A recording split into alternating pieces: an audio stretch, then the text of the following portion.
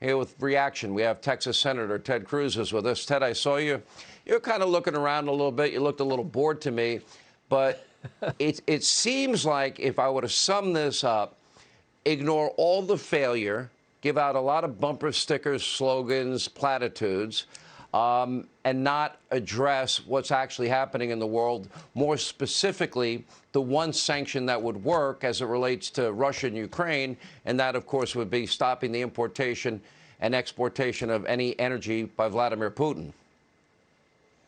Sean, I think that's exactly right. You know, tonight was the 10th State of the Union that I've been on the floor of the House of Representatives to hear from the third different president.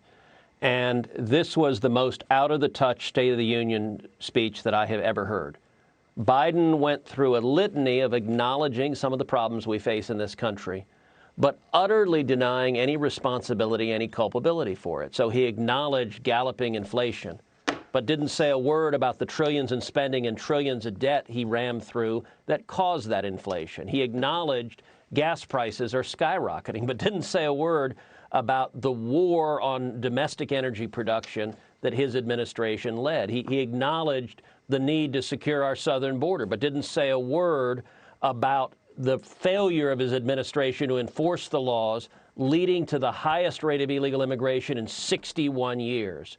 On Ukraine, he acknowledged Russia's invasion, but didn't say a word about the disastrous weakness from his administration, the catastrophic withdrawal from Afghanistan, or his decision to waive sanctions on Russia on Putin's Nord Stream 2 pipeline, which is what directly led to this invasion. On every issue, he was like Sergeant Schultz from Hogan's Heroes. I see nothing, I hear nothing. With him, that may be right, but he denied any and all culpability. And I'll tell you 4 words that I didn't hear at all tonight. I didn't hear crime. He didn't acknowledge the crime rate that is soaring across this country, the murder rate that is soaring across this country because of the Democrats' push to abolish the police. He didn't say the word China even once. It was stunning that China is the greatest geopolitical threat facing the United States, and somehow it didn't make it into the speech. He didn't say Afghanistan. He didn't even acknowledge the disgraceful surrender and retreat that he led. And he didn't say Israel. That was really striking in a State of the Union. I think it was really a disappointing speech. Let me ask you, why do you think he didn't mention Afghanistan and China, for example? I agree with your assessment completely. And frankly, we're watching the territorial ambitions of Putin unfold worldwide. I would expect that China, probably in pretty short order, is going to reunify, their words, with Taiwan and basically take over that country. And I don't think Joe Biden or any country in the world is going to lift a finger to stop China. Now, that's exactly right. The Russian invasion of Ukraine was caused by 2 things. Number one, last year, Biden's disastrous withdrawal from Afghanistan, his surrender to the Taliban, his leaving Americans behind, his abandoning Bagram airfield, releasing terrorists, which led to the murder of 13 servicemen and women. And what happened, Sean, is enemies of America across the world, enemies like Russia, like China, like North Korea and Iran, they all looked to Washington.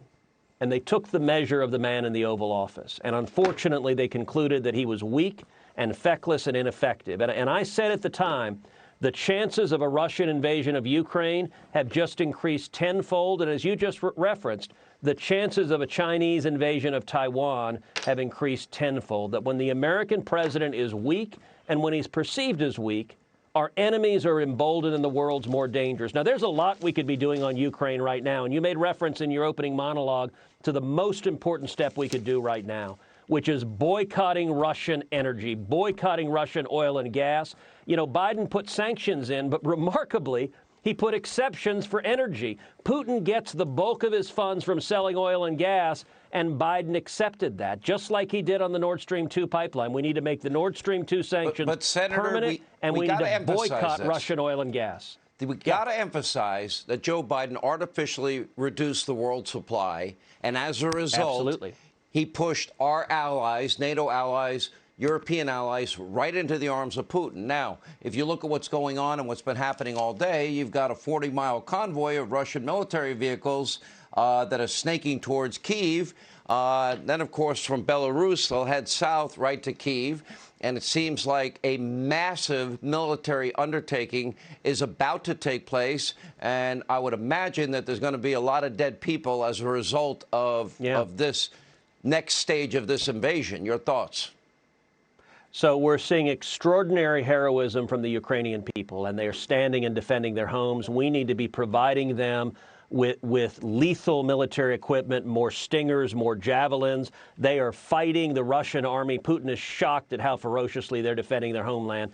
The Biden administration last year in both April and December halted the transfer of military equipment to Ukraine because they wanted to appease Putin. That was a mistake. But I'll tell you, this afternoon I sat down with the former CEO of Ukraine's largest natural gas company, and he was talking about how Putin is counting on the fact that Europe is addicted to his gas and to his oil. And Putin believes no matter what he does, Europe needs that natural gas and oil. We need to impose a boycott on Russian oil and gas and replace it with American production. After this speech, I pulled the U.S. Secretary of State, Tony Blinken, aside, and I said, listen, we have an opportunity.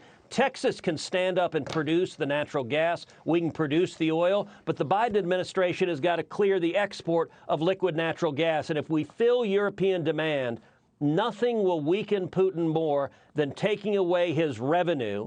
And one of the things that's really striking, if the European refineries are looking for another source of oil and gas, they're not going to be able to purchase that just on the spot market.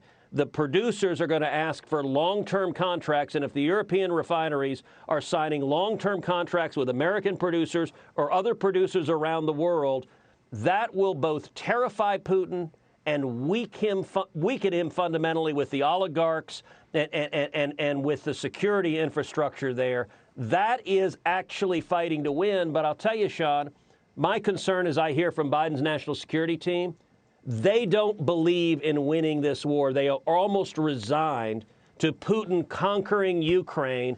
And I think if we stand and use the economic might of America, if we envision victory, you know, Reagan said very powerfully during the Cold War, what's your objective? We win, they lose. That should be our objective here, and we can do it with economic might, with a boycott of Russian oil and gas, and with providing military equipment to Ukraine so they can defend their nation. Not U.S. soldiers, but Ukrainians defending their own homeland. Senator, I had the same exact reaction, and that is that they basically are conceding the entire country of Ukraine, and Ukraine will fall without the Javelins, without the Stinger missiles. Hopefully they'll get enough. And then the question is going to be, okay, will NATO be a paper tiger, or will they stand up and fight if it's Estonia or Lithuania or Latvia?